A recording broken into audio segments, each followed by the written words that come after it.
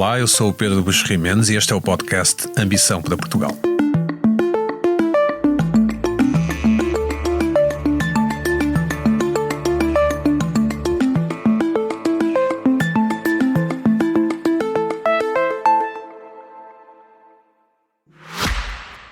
Vivemos num país cheio de talento e oportunidades, de ideias que nascem todos os dias, de um potencial que não para de crescer.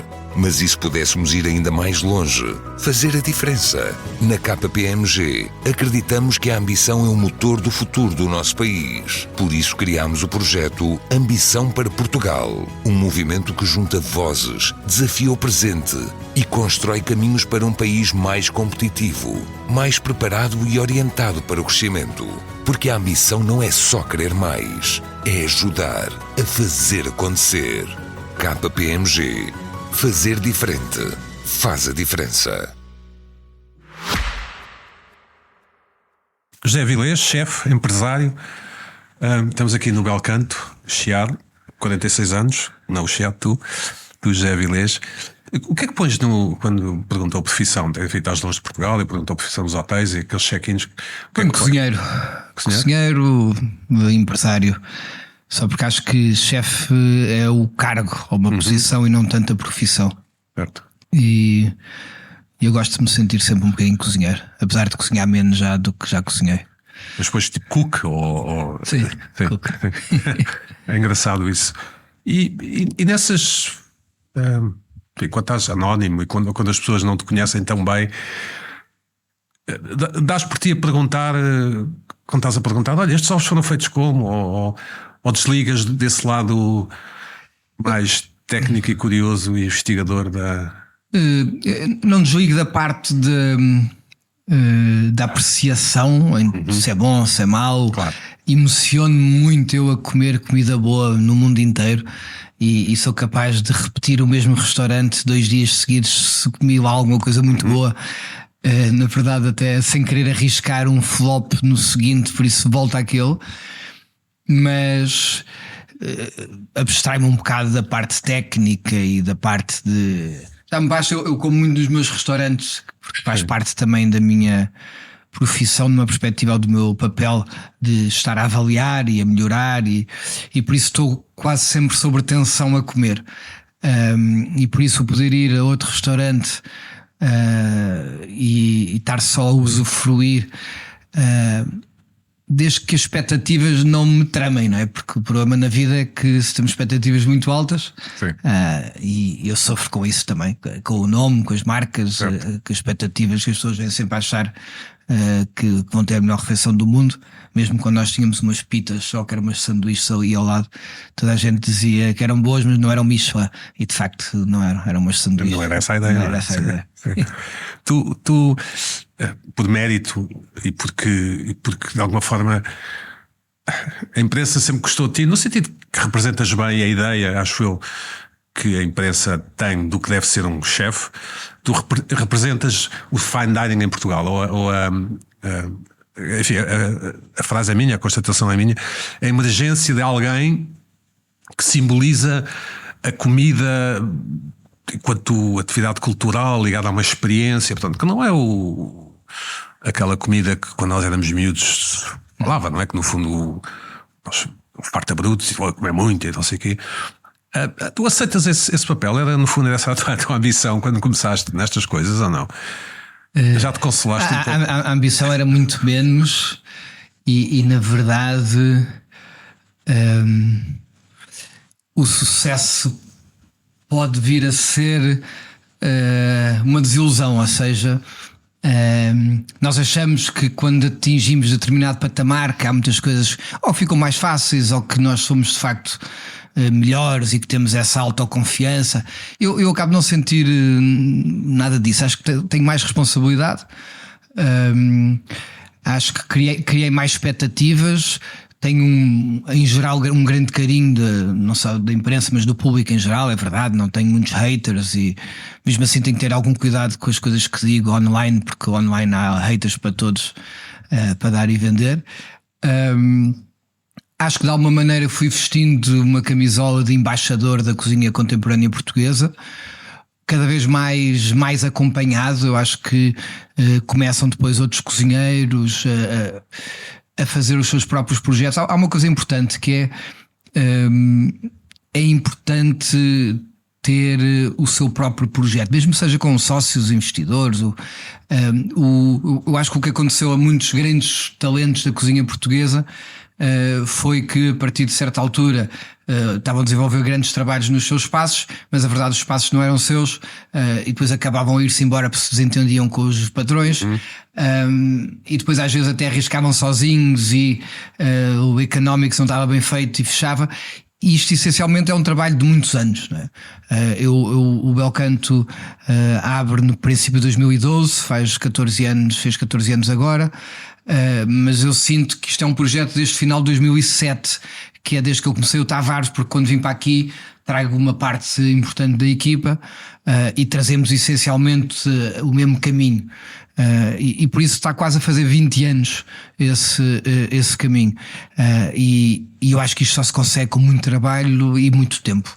Mas nós estamos aqui a falar contigo para este podcast sobre a missão para Portugal, também por aquilo que representas, não é? Independentemente das pessoas que nos vão ouvir terem provado os vossos pratos.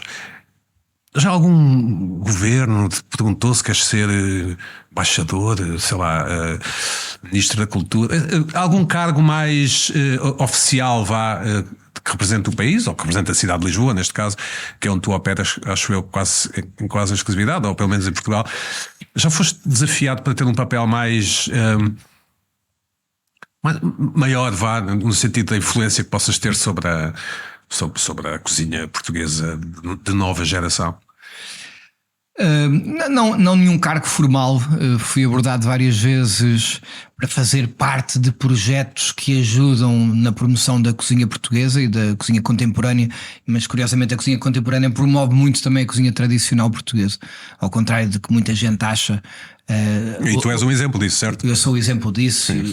E os chefes no mundo inteiro que acabam por ser autores com uma cara e que fazem pessoas viajarem do mundo inteiro para ir aos seus restaurantes, e ninguém come sempre fine dining quando viaja, vai provar sempre os restaurantes tradicionais também. Claro. E por isso há também esse cross-selling no país, que é importante. Eu acho que nós temos tido algumas dificuldades em Portugal com certo associativismo ou uma dificuldade em associar-nos. Há também alguma falta de coragem de escolher quem são as pessoas que representam, e não dá para escolher 50, como não dá para escolher 50 pratos para nos representarmos, porque essa coisa que se aprendeu na vida é que às vezes o menos é mais. E para se ter uma voz forte, ativa, às vezes tem que ser menos pessoas e mostrar menos coisas, mas que sejam marcantes.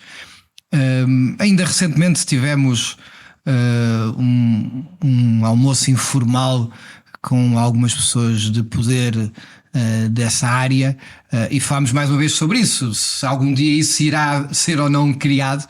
Eu acho que hoje o Turismo Portugal tem um papel muito importante e eu diria bastante mais presente na gastronomia do que esteve há uns anos atrás,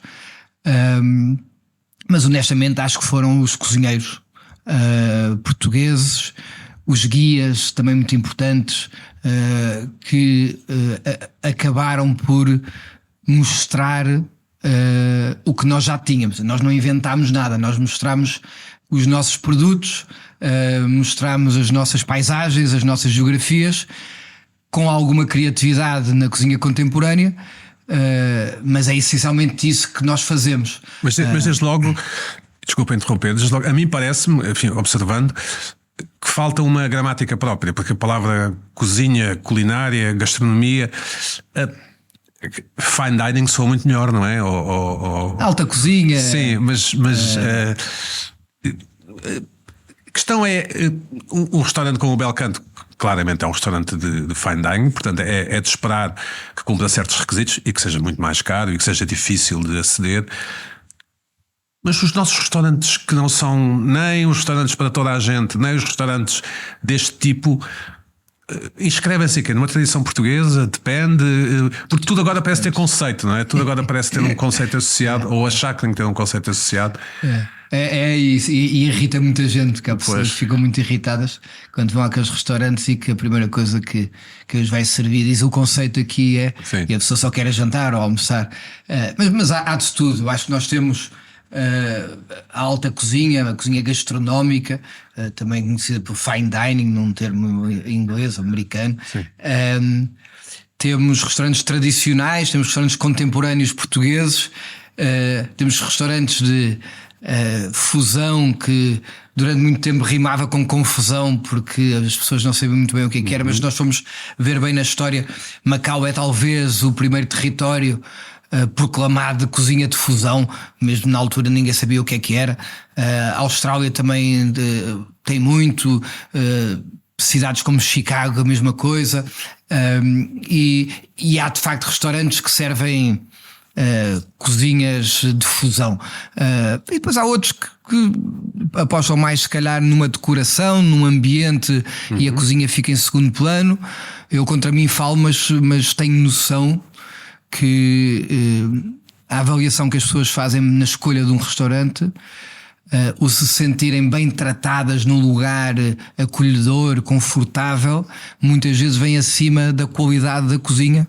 Isto quando estamos entre o muito bom e o excelente. É o meu caso, eu prefiro um sítio onde me sinta bem confortável, onde seja atendido com eficiência, rapidez e simpatia, do que seja uma coisa. Mas também porque me falta, acho eu, a competência para distinguir um bom de um muitíssimo bom de um. Pronto. Por coincidência, já sabia que vinha falar contigo e estive em Inglaterra e quis ir a um Nando's. Não sei se já foste a algum Nando's alguma vez. O Nando's é uma cadeia de frango assado, frango piripiri, como eles dizem, não é? Para nós, frango assado. Eu creio que tem origem em Moçambique e África do Sul e que não existe em Portugal, que eu acho extraordinário. Eu acho que é de propósito. Bem, eu pedi lá um dos menus deles. Veio com cerveja Sagres, portanto eu não pedi, portanto, eu nem sequer disse que era português, caramba, mas veio com cerveja Sagres e li com atenção que os tipos têm na carta pastel, a primeira sobremesa é pastel de nata e dizem português, eu acho que é especialidade ou delicacy, ou uma coisa assim. Não é extraordinário que nós em Portugal fujamos das coisas simples, como o frango assado, que é um dos meus pratos favoritos. Ficas a saber, não me perguntaste, mas eu digo. Porquê é que não se cultiva mais? A pergunta não é bem para ti, mas é para vocês todos. Porquê é que não se cultiva mais a simplicidade? O pastel de bacalhau, o frango assado, o pastel de nata, a saladinha de polvo. Ou achas que se cultiva? Ou achas que isso... Eu acho que se cultiva, quer dizer, eu por exemplo aqui no bairro temos frango assado tanto na taberna como no pátio, temos pastel de nata, o tradicional, pastel de bacalhau também, e no cantinho igual.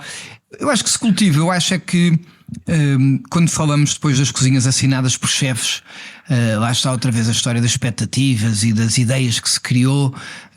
A pessoa achava, não, se for para comer um pastel de nata tem que ser não sei o quê. Depois chegava outro, afinal isto é não sei o quê, já não é pastel de nata.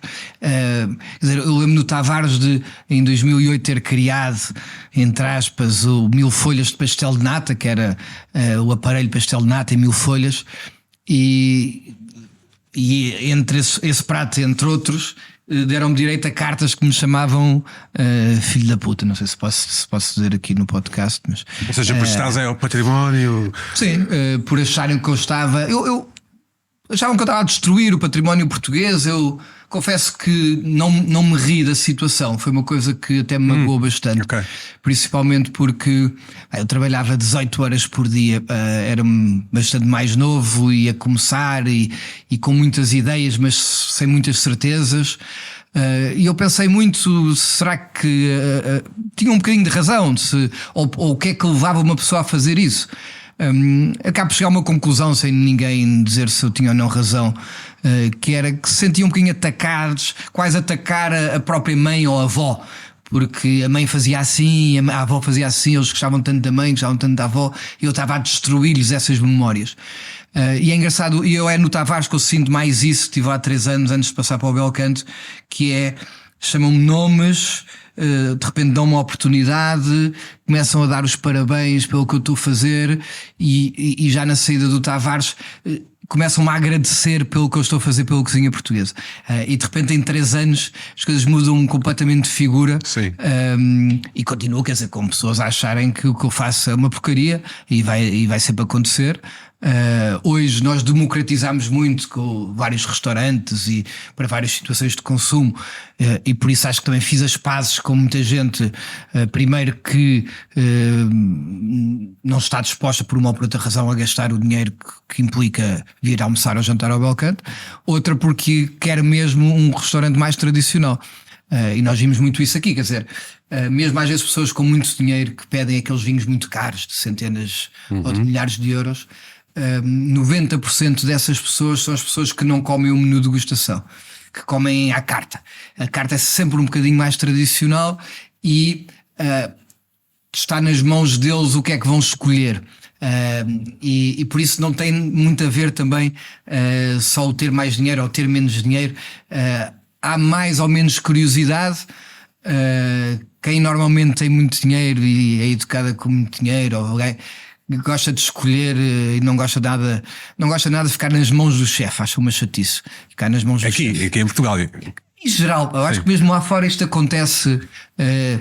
São pessoas que, na verdade, quem gasta às vezes milhares de euros a beber uma garrafa de vinho num restaurante, não é na maior parte das vezes, não quero ser mal interpretado, mas não é na maior parte das vezes o grande apreciador de vinho. Claro. Que o grande apreciador de vinho vai beber esse vinho em casa a 1/3 do preço. Com amigos, provavelmente. Com amigos, e por isso há aqui muitas outras coisas à mistura sempre. Mas essa questão dos chamados símbolos nacionais, enfim, os franceses têm a baguete, os espanhóis a paella. Pouco importa se estes pratos são originários, pois muitas vezes não são. Os italianos têm a pizza e tudo que tem a tomate, apesar do tomate nem sequer ser italiano. Nós não deveríamos trabalhar, quer dizer, os governos, neste caso do Montenegro, ou um governo de outro partido qualquer, de outro primeiro-ministro qualquer, não devia estar inscrito com uma ambição ter um prato português, porque uma das coisas que se vê na ficção atualmente, temos muitas séries, também deves ver séries, e has de reparar que os portugueses nunca são nem os heróis nem os vilões. E que agora temos são mornos. Sim, quando aparecem, normalmente temos menção de personagens que vêm a Portugal, ou que vêm até Portugal, ou que estão em Portugal, e também nunca há menção aos nossos petiscos, pratos. Ninguém elogia o azeite português, ninguém elogia o vinho português. Tu achas que não te cabe a ti, claro, mas dá-me a tua opinião, os teus 2 cents. Há aqui material, aqui farinha para uma massa para ser feita a partir do. Podemos fazer alguma coisa em relação a isso? Tem uma enorme incapacidade de agarrarmos nas nossas marcas e de as promovermos à séria. Tem vários governos nos últimos 20 anos, que é o que eu acompanho, deram alguns passos com essas iniciativas, mas sai da agenda rapidamente. Eu acho que tem alguma dificuldade também em ouvir quem está mesmo na área para tentar entender o que é realmente, o que é que faz realmente diferença. Mas o Bento Santos, muitas vezes, sem nunca ter nenhuma ligação formal no governo, tentou promover-se isso. Quer dizer, o que se falou do melhor peixe do mundo, o que se falou da cataplana como um objeto que pode ser uma paella também em termos de objeto, e que pode, independentemente também de que as origens poderá ter tido, hoje pode ser algo representativo português. E depois há um lado que eu acho que aí os italianos têm um bocadinho mais sorte, porque entre massas e pizzas, por mais que sejam destruídas pelo mundo inteiro de mal feitas, a gente adora, não é? Sim.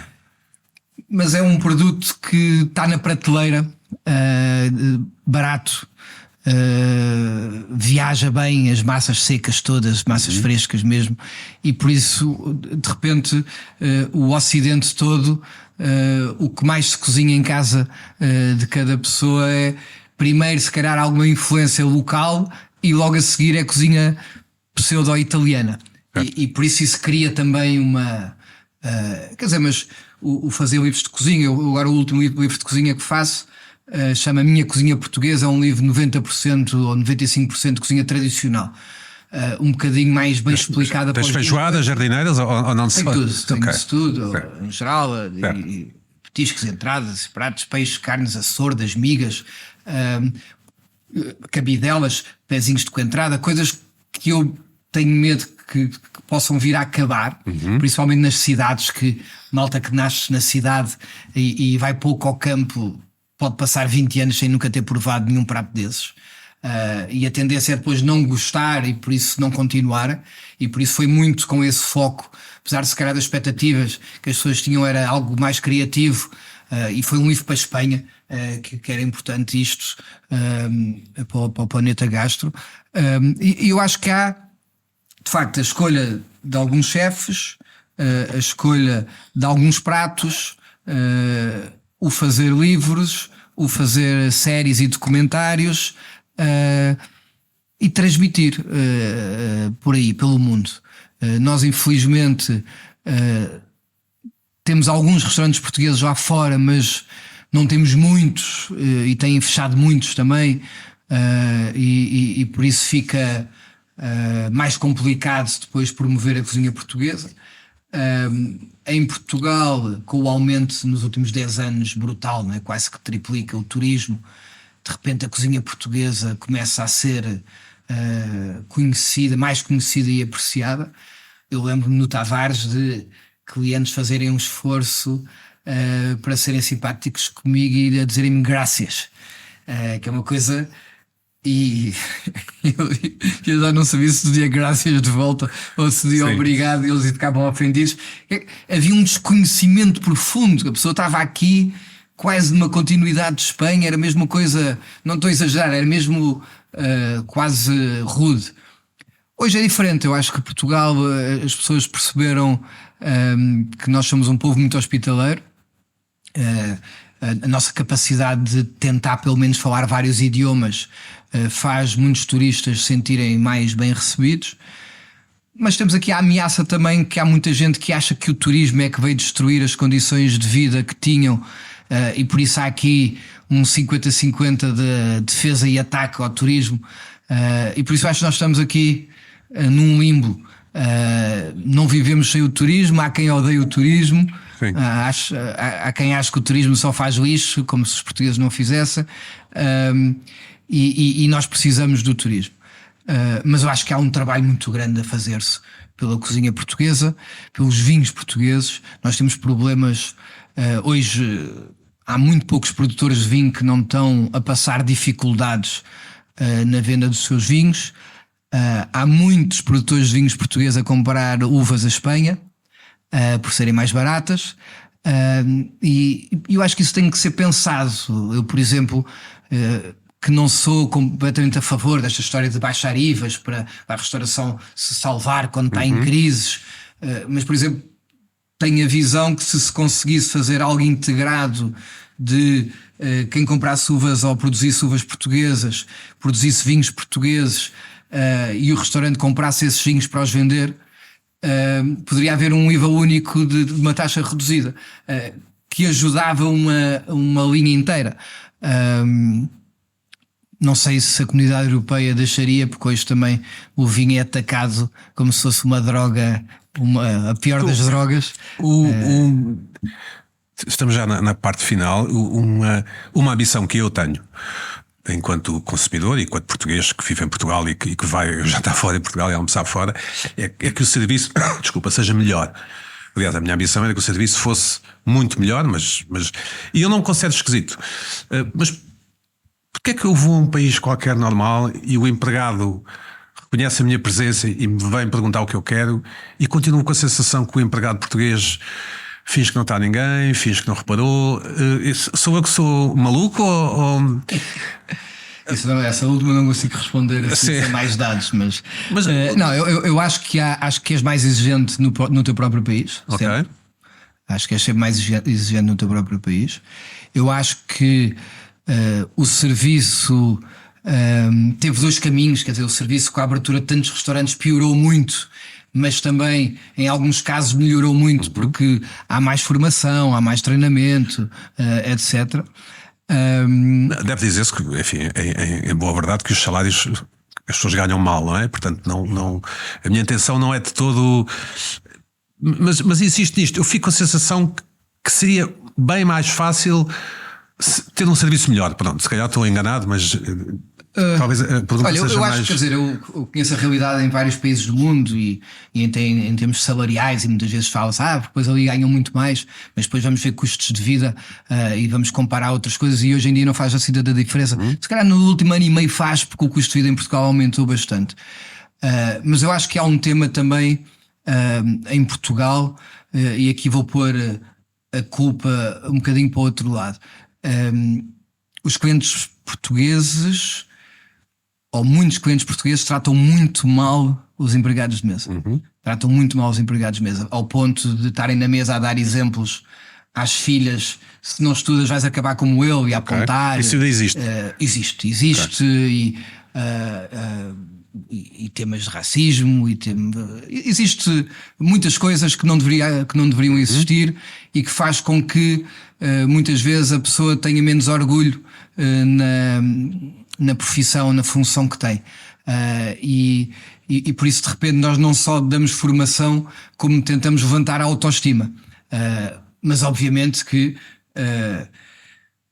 muitas vezes saem por mais 50 euros e por isso nem ficam 6 meses no sítio.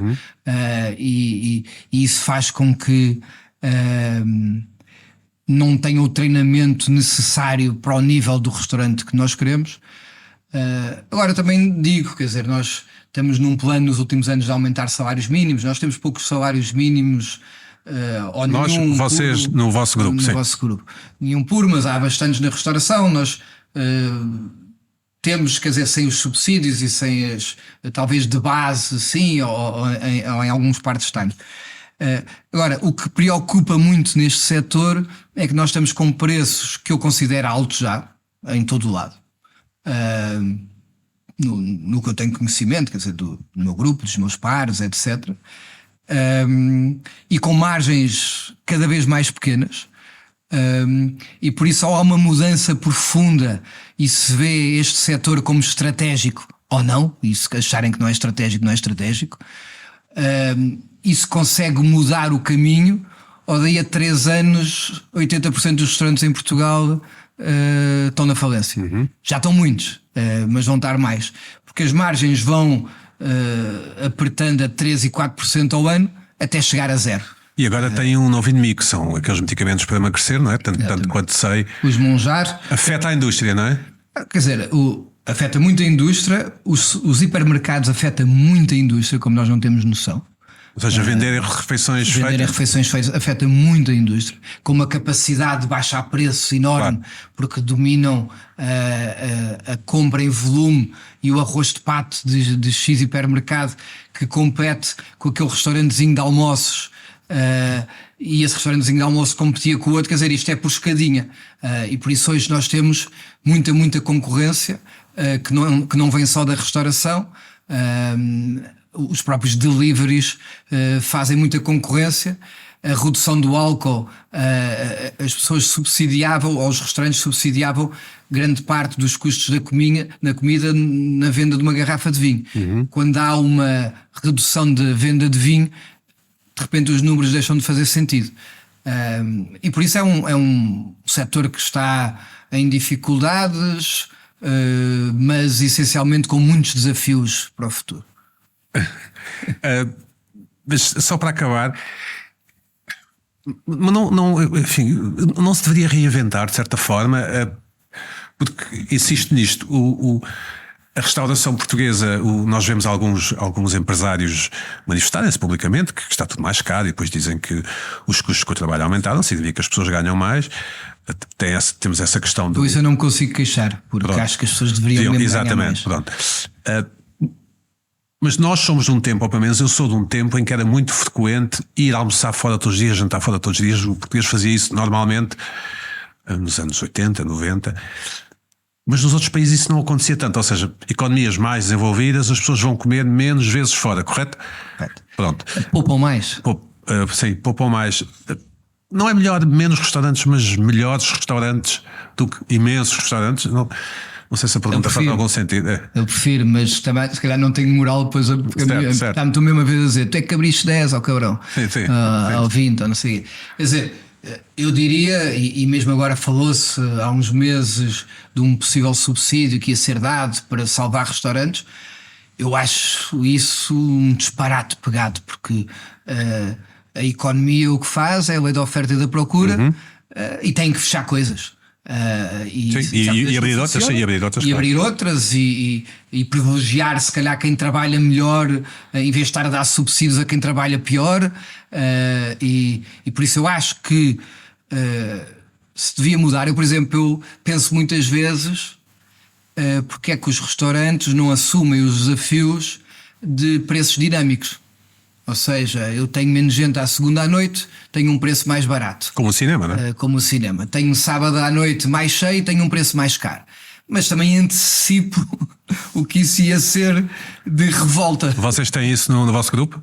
Nós não temos, mas eu pensei já muitas vezes que poderíamos vir a ter. E isso compensa-se um bocadinho como nos executivos, o almoço aos dias de semana. Agora, há mais procura, mais caro, há menos procura, mais barato, que eu acho que poderia fazer sentido. Eu acho que é maneira também de democratizar de alguma forma algum tipo de restaurantes. Porque os restaurantes, os custos fixos estão lá. E por isso esses custos fixos obrigatoriamente têm que se pagar. O restaurante começa a ganhar dinheiro quando acima dos custos fixos começa a ter, às vezes, aquelas 3 pessoas a mais por dia. É mesmo isso, aquelas 3 pessoas a mais por dia que já só vão ao custo do food cost e o resto está tudo pago. Aí é que um restaurante começa a ganhar dinheiro. Quando de repente há mais 10 restaurantes ao lado e essas 3 pessoas se dividem por 4 restaurantes, alternando, os restaurantes passam todos a não ganhar dinheiro. Nenhum ganha, sim. Nenhum ganha. Zé, obrigada. Enfim, eu acho que uma última questão, enfim, agradecendo-te, claro, uma última questão que tem a ver com vês que o futuro enfim, um bocado dramática a pergunta, mas vês que o futuro da nossa restauração, da nossa oferta, passa pelo nosso tipo de comida, pelas nossas coisas, ou passa por uma coisa internacional, aqueles são de sushi, aqueles são de pizza, aqueles são de kebab. Vai haver mercado são para indianos. Tudo. Vai haver mercado para tudo, mas o grande caminho será com a cozinha tradicional portuguesa, com a defesa dos nossos ingredientes e das nossas tradições, por mais que mesmo essas tradições tenham tido alguma evolução. Porque há pratos que nascem porque não havia frigorífico, e hoje se calhar esses pratos fazem sentido de outra maneira, mas a nossa identidade é o que nos vai fazer ter um caminho mais longo neste setor. Ok, obrigado. Obrigado. Este episódio teve sonoplastia de João Luís Amorim, coordenação de João Filipe Lopes, fotografia de Matilde Fieschi e Nuno Fox, capa de Tiago Pereira Santos e direção de João Vieira Pereira. Eu sou o Pedro Buxerri Mendes, volto na próxima semana com mais ambição para Portugal.